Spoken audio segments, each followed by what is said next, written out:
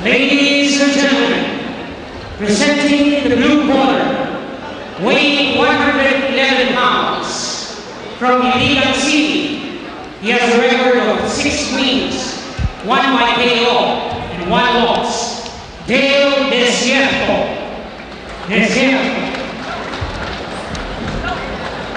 His opponent in the red corner, weighing 110 pounds, from Malabon, Metro Manila. He has a record of 3 wins and no loss. Hindi pa ho siya natatalo. Manny Pacquiao.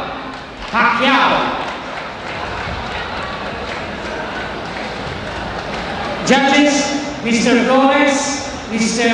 Villacampa, Mr. Larzan. Referee, Benz Peñafiel. 6 rounds of professional boxing. Okay, this is a 6th rounder between Pacquiao from Iligan City, Dele Desierto. He's from Iligan City. Some of the boxers of Iligan City have made their appearances here in Blow by Blow over the past few months. And Manuel Pacquiao. Magandang laban ito. Ito kasi si Manny Pacquiao, 18 years old. Wala pa pong talo yan. Pacquiao po ang lahat ng mga laban niya. Pinapacquiao niya. Kanya ang pangalan po niya Pacquiao. 3 wins. Aha. Ito si Manny Pacquiao, lahat po ng kanyang panalo de puntos.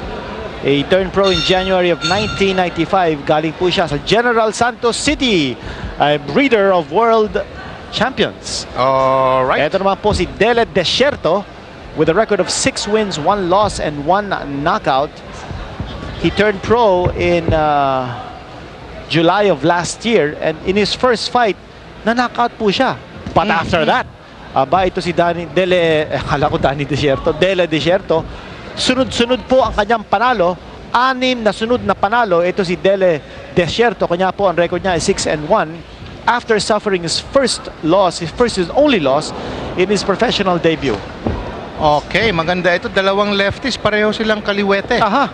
So, this is going to be a good fight. Both of them very familiar with their styles. Walang opposing styles, kundi kaliwete sila pareho.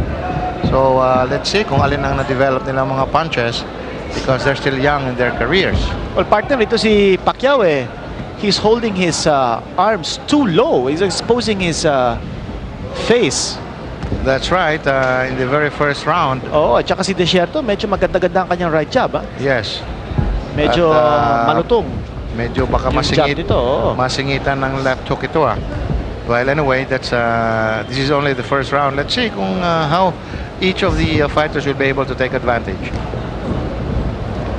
Pero maganda rin ito. This is, well, another, dito pa rin tayo sa flyweight division. This is now a 6th rounder. Tingnan natin kung how these boxers will acquit themselves this time. Medyo malakas. Ilang 3 wins si Pacquiao. No KO pa, no, Kinito? Aha. Is just ito 1-3. si Pacquiao. Yes. Wala pang nananakaw dito si Pacquiao. Desierto has Pinapacquiao one niya mga kalaban niya. 3-0. 3-0 siya. Oh, that's a good tinamaan po si Pacquiao. Yun na nga. Medyo that snapped his head back. Yes, and Desierto's fighting out of that jab, which is setting up his big left hand. Magandang forma nito ni Desierto. Yes. Because his punches are short and chopping. Nice blows being thrown here by Dele Desierto. Malakas din bumigay ito si Pacquiao. Sa katawan. Sa katawan na naman ang atake ni Pacquiao. This is a good match. Yes, and he has been able to stop Desierto from punching. I think Desierto's feeling the sting of those body punches. Well, he was able to connect some strong ones. Yes, and Pacquiao is now aiming towards the head. May lakas din ito si Pacquiao. Let's not sell him short, mga kaibigan, despite the fact na ito si Pacquiao wala pang knockout sa kanyang record. Okay, that's the end of the first round. Very impressive. Magandang laban. Yes. Look at the crowd here in the Mandaluyong Sports Complex. Dito po sa Mandaluyong City, punong-puno na po kami ngayon. Partner, baka pwede na natin sabihin dito that boxing has definitely come back in a big way. Yes, dito definitely. po sa ating bayan.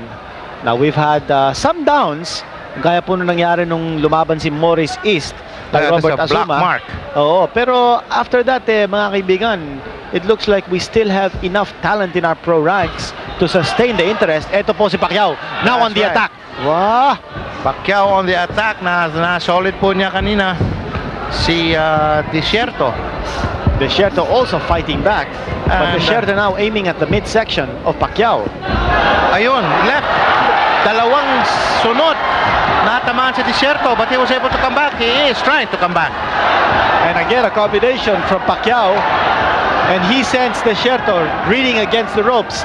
Desierto is back in a corner. He's That's trapped.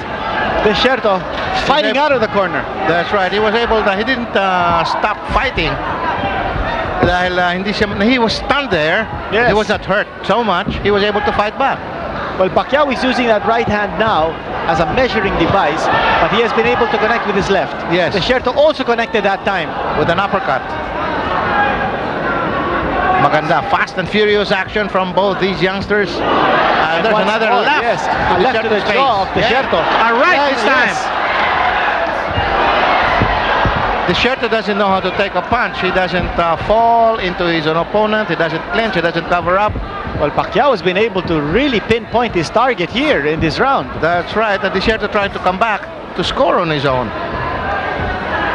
Medyo nanghina ng konti, no? Talagang ininda niya po yung dalawa, tatlong solid punches na tinamaan na tumama sa kanya.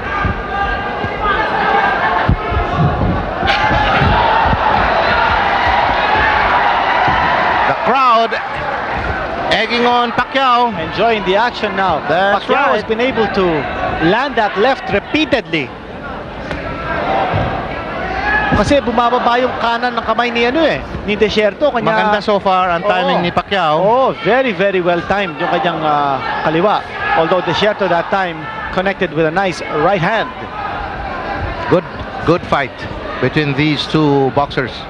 Maganda. Sabayan, palitan. Actually, may parang masamang bisyo ito si Pacquiao because he has a tendency to bring down his right arm. Pero ito si Desierto has not been able to take advantage of that. He should score with a left hook. Oy! Umatras, umayaw. Umayaw na! Umayaw Oh my bigla. gosh!